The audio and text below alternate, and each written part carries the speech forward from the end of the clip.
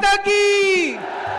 इनकलाब, इनकलाब, वंदे वंदे। इतनी बड़ी संख्या में कोने कोने से आए हुए मेरे प्यारे बहनों, भाइयों, माताओं, बुजुर्गों, बच्चों, आप सब लोगों को मेरा नमस्कार, सबको मेरा प्रणाम। आज जब मैं यहां आ रहा था, किसी ने मुझसे पूछा, सर कहां जा रहे हो? मैंने कहा मध्य प्रदेश जा रहा हूं। कहते हैं वही जहां व्यापम घोटाला हुआ था।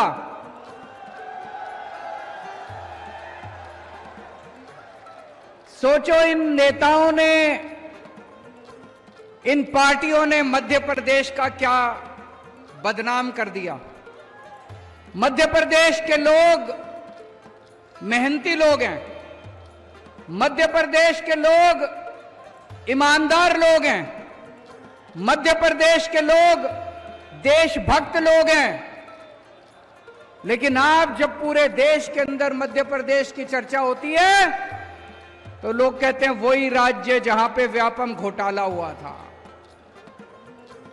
आपका क्या कसूर है? लोगों का क्या कसूर है? आपके नेताओं ने और आपकी पार्टियों ने आज पूरे देश के अंदर आपका नाम बदनाम कर दिया। एक टाइम दिल्ली का भी यही हाल था। जब दिल्ली में कांग्रेस की सरकार थी, पूरे देश में जब दिल्ली की चर्चा होती थी, कहते थे वो कॉमनवेल्थ घोटाले वाला दिल्ली, सीएनजी घोटाले वाला दिल्ली, 2G घोटाले वाला दिल्ली। दिल्ली घोटालों के नाम से जाना जाता था। आज जब से आम आदमी पार्टी की सरकार बनी है, पूरे देश में जब दिल्ली की चर्चा होती है, लोग क्या कहते हैं? दिल्ली जहां पे अच्छे अच्छे स्कूल हैं, दिल्ली जहां पे मोहल्ला क्लिनिक है, दिल्ली जहां पे बिजली मुफ्त है, दिल्ली जहां पे 24 घंटे बिजली आती है, दिल्ली जहां पे पानी शानदार है, आज दिल्ली अपने कामों की वजह से शिक्षा के लिए, स्वास्थ्य के लिए पूरे देश में जाना जाता है। मेरे पास मध्य प्रदेश के कुछ लोग आए, बोले सर हमारे यहां बिजली बड़ी महंगी है। बिजली महंगी है या सस्ती है? आपको जान के ताज्जुब होगा, दिल्ली में बिजली फ्री है, दिल्ली में बिजली मुफ्त है, बिजली का बिल नहीं आता, बिजली का बिल 0 आता है। 0 0 मतलब 0, एक भी पैसा नहीं देना पड़ता। 1 साल से हमारी पंजाब में सरकार बनी है, पंजाब में भी अब बिजली का बिल 0 आने लगा है। 0। मैं मजाक नहीं कर रहा, मैं ये देख रहा हूं, कई लोग बड़े अचंभे से देख रहे हैं कि 0 कैसे आ सकता है। दिल्ली में बिजली का बिल 0 आता है, 0। पंजाब में बिजली का बिल 0 आता है, 0। और 24 घंटे बिजली आती है। 24 घंटे बिजली के पावर कट नहीं लगते। पहले दिल्ली में 8-8 घंटे पावर कट लगते थे। जब से दिल्ली में हमारी सरकार आई है, 24 घंटे बिजली आती है, 0 बिजली का बिल आता है। पंजाब में 1 साल पहले तक 7-7, 8-8 घंटे के पावर कट लगते थे। जब से हमारी सरकार आई है, पंजाब में 24 घंटे बिजली आती है, 0 बिजली का बिल आता है। मुझे पता चला है कि मध्य प्रदेश में भी 8-8, 10-10 घंटे के पावर कट लगते हैं। और 200 यूनिट के मुझे बताया गया 2000 रुपए का बिल आता है। 2000 रुपए का बिल। एक बेचारा आम आदमी बिजली का बिल भरेगा कि कमाएगा कि खाएगा, क्या करेगा? दोस्तों, जब मैंने दिल्ली में बिजली का बिल 0 करा, मोदी जी बड़े नाराज हो गए। प्रधानमंत्री जी बहुत नाराज, गुस्सा हो गए मेरे से बहुत ज्यादा। बोले केजरीवाल फ्री की रेवड़ी बांट रहा है, केजरीवाल फ्री की रेवड़ी बांट रहा है। प्रधानमंत्री जी बहुत बड़े हैं, हम तो बहुत छोटे हैं। मैं प्रधानमंत्री जी को पूरी विनम्रता से कहना चाहता हूं, हां मोदी जी मैं फ्री की रेवड़ी बांट रहा हूं, आपको क्या तकलीफ है अगर मैं फ्री की रेवड़ी बांट रहा हूं तो? आपको फ्री की रेवड़ी चाहिए कि नहीं चाहिए? दिल्ली वालों को, हर दिल्ली वाले के हाथ में मैंने 7 फ्री की रेवड़ी रख दी, 7 फ्री की रेवड़ी हर एक दिल्ली वाले के हाथ में।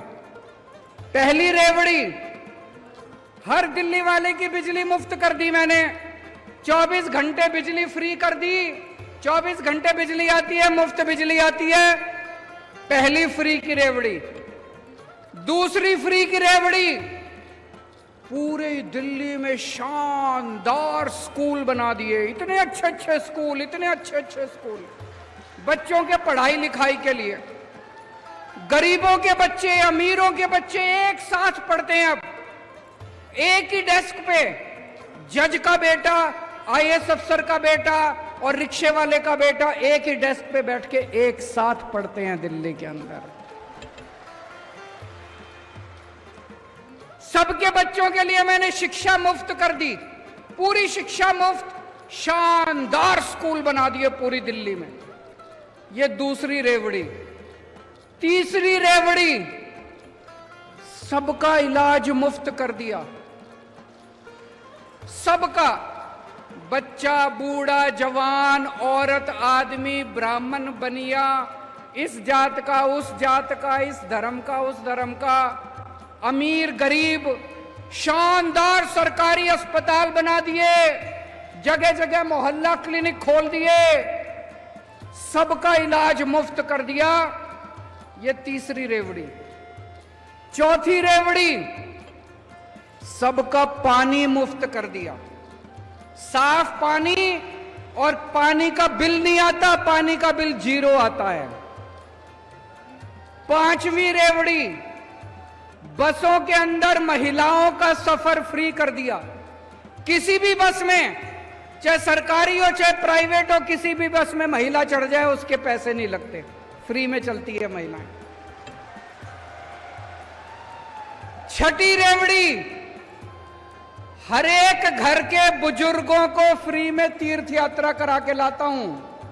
अयोध्या जी ले जाता हूं, द्वारकाधीश ले जाता हूं, शिरडी बाबा ले जाता हूं, पुरी जी ले जाता हूं, रामेश्वरम ले जाता हूं। पूरे देश में जहां आप कहो वहीं बुजुर्गों को तीर्थ यात्रा करा के लाता हूं। और 7वीं रेवड़ी, अपने युवाओं के लिए रोजगार का इंतजाम कर रहे हैं। 12 लाख बच्चों का रोजगार का इंतजाम किया। भगवंत मान ने 30,000 सरकारी नौकरियां दे दी और अभी 3 लाख बच्चों के लिए नौकरियों का इंतजाम कर रहे हैं। 3 लाख। 7 फ्री की रेवड़ी देता हूं मैं, 7 फ्री की रेवड़ी। मोदी जी मेरे से बहुत गुस्सा है, बहुत नाराज है मोदी जी मेरे से। मैं आपको पूछना चाहता हूं, आपको ये 7 रेवड़ियां चाहिए कि नहीं चाहिए? एक बार ही दोनों हाथ ऊपर करके बता दो, ये फ्री की रेवड़ी चाहिए कि नहीं चाहिए? मैं मोदी जी से कहना चाहता हूं, मोदी जी इतनी महंगाई कर रखी है आपने, चारों तरफ इतनी महंगाई कर रखी है। मैंने अगर हर इंसान की चेहरे पे थोड़ी सी मुस्कान ला दी तो बताओ मैंने क्या पाप कर दिया? इतनी महंगाई हो रही है चारों तरफ। मैंने एक आदमी से पूछा, बोला जी आजकल घर का खर्चा नहीं चलता, तनख्वाह बढ़ी नहीं, खर्चे रोज बढ़ रहे हैं, दूध महंगा हो गया, सब्जियां महंगी हो गई, आटा महंगा हो गया, चावल महंगे हो गए, हर चीज महंगी हो गई। मैंने उससे पूछा कैसे हो गई महंगाई? कहता जी अपने आप ही हो गई, भगवान ने कर दी। अरे भगवान महंगाई क्यों करेगा? भगवान की दुश्मनी है आपसे? कैसे हो गई महंगाई इतनी? पूरे देश में इतनी महंगाई कैसे हो गई? इतनी महंगाई हो गई क्योंकि उन्होंने लूट मचा रखी है, सरकारी खजाने की लूट मचा रखी है इन्होंने। मोदी जी अपने दोस्तों में खुलेआम पैसे लुटा रहे हैं।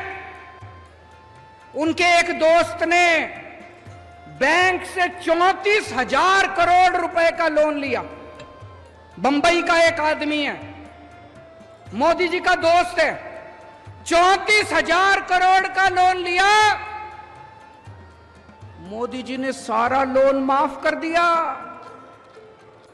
सारा लोन माफ कर दिया। एक और आदमी गुजरात का, उसने 22,000 करोड़ रुपए का लोन लिया बैंक से, 22,000 करोड़। मोदी जी ने सारा लोन माफ कर दिया। अरे ऐसे खजाना लुटा रहे हैं, ऐसे खजाना लुटा रहे हैं, खुली लूट चल रही है। और पैसा कहां से आ रहा है? आपके ऊपर टैक्स लगा रहे हैं। दूध पे टैक्स लगा दिया, छाछ पे टैक्स लगा दिया, पनीर पे टैक्स लगा दिया, आटे पे टैक्स लगा दिया, चावल पे टैक्स लगा दिया, तेल पे टैक्स लगा दिया, हर चीज पे टैक्स लगा दिया। अंग्रेज, हम कहते हैं अंग्रेज हमारा खून चूसते थे, इतना खून तो अंग्रेजों ने भी नहीं चूसा। अंग्रेजों ने भी कभी आटे पे टैक्स नहीं लगाया था, अंग्रेजों ने कभी दूध पे टैक्स नहीं लगाया था, अंग्रेजों ने कभी चाय पे टैक्स नहीं लगाया था, अंग्रेजों ने कभी चावल पे, खाने पीने की चीजों पे टैक्स नहीं लगाया था। पिछले 75 साल में एक बार भी खाने पीने की चीज पे टैक्स नहीं लगा था। देश में पहली बार मोदी ने पहली बार टैक्स लगाया खाने पीने की चीज। और कितना टैक्स? पेट्रोल ले लो, पेट्रोल क्या भाव है यहां पे मध्य प्रदेश में? 108 रुपए, 108 रुपए पेट्रोल है आपके यहां। उसमें 57 रुपए पेट्रोल और बाकी सारा टैक्स। 57 रुपए का पेट्रोल, बाकी सारा टैक्स। सोचो कितना टैक्स ले रहे हैं ये, कितना टैक्स ले रहे हैं ये सारा टैक्स का पैसा, पूरे देश से टैक्स का पैसा लूट के 20,000 करोड़ इसको दे दिए, 30,000 करोड़ इसको दे दिए, 40,000 करोड़ बांट दिया, सारा पैसा लूट लिया, सारा पैसा। मैं आपसे पूछना चाहता हूं, जिस आदमी के 34,000 करोड़ रुपए माफ करे, उसके फ्री में माफ करे क्या? उसके फ्री में माफ करे क्या? आज की दुनिया में कोई भाई नहीं है, कोई दोस्त नहीं है, कोई मां नहीं है, कोई बाप नहीं है। 34,000 करोड़ रुपए मोदी जी ने अगर किसी के माफ करे तो फ्री में माफ करे क्या? कुछ तो लिया होगा। कितना लिया होगा? कितना लिया होगा? भाई साहब बता रहे 11 लाख करोड़ रुपए माफ कर दिए मोदी जी ने। 11 लाख करोड़ रुपए माफ कर दिए, लुटा दिए मोदी जी ने। कितना पैसा बनाया होगा भाई साहब, कितना पैसा बनाया होगा। बेईमानी करे मोदी जी और जेल में भेजे मनीष सिसोदिया को।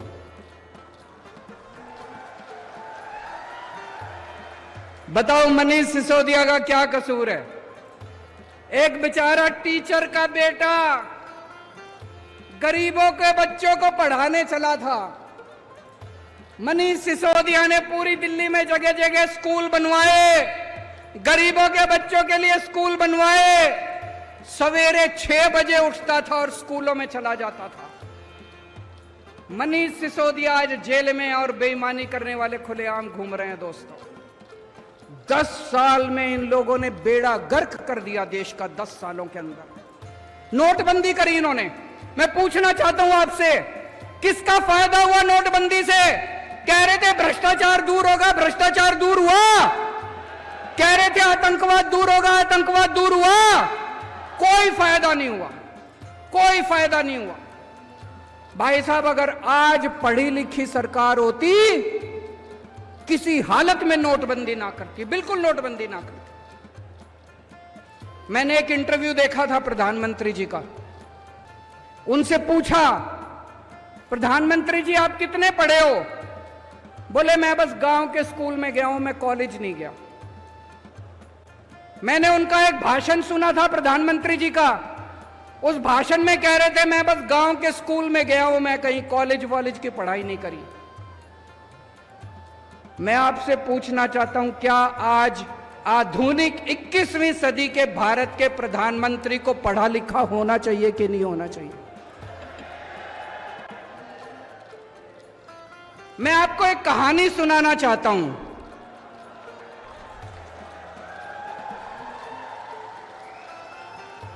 कहानी का नाम है चौथी पास राजा।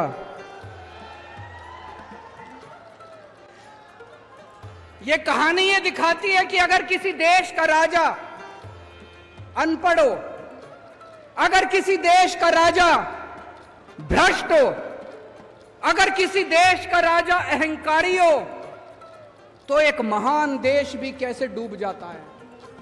यह कहानी ये दिखाती है। एक बहुत महान देश था, बहुत महान देश था। उस देश में एक गांव में एक बहुत गरीब परिवार में एक बच्चे का जन्म हुआ। तो गांव में जैसे बच्चे का जन्म होता है, हर गांव का एक ज्योतिषी होता है, एक पंडित होता है। वो ज्योतिषी आया, उसने बच्चे की कुंडली बनाई। बच्चे की कुंडली बना के ज्योतिषी बोला, माई तेरा बेटा बड़ा होके बहुत बड़ा सम्राट बनेगा।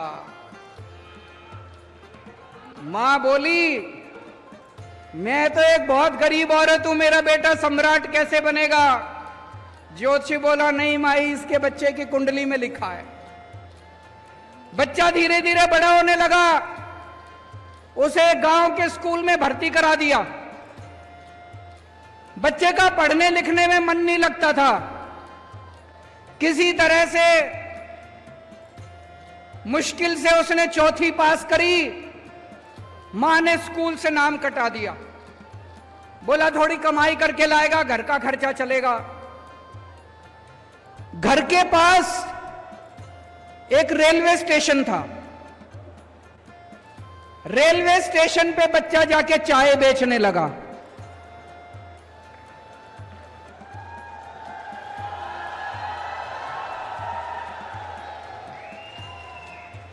बच्चा भाषण बड़े अच्छे देता था, बचपन से ही भाषण बड़े अच्छे देता था।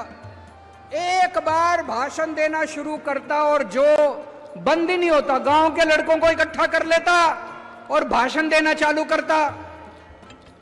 धीरे धीरे करके बच्चा बड़ा हुआ।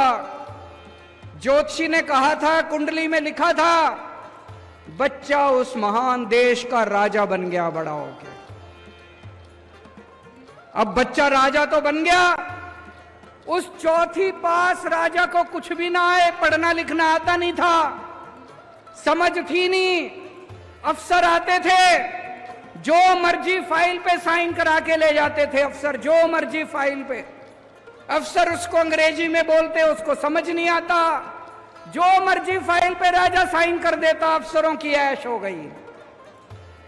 धीरे धीरे पूरे देश में फैल गया कि राजा अनपढ़ है।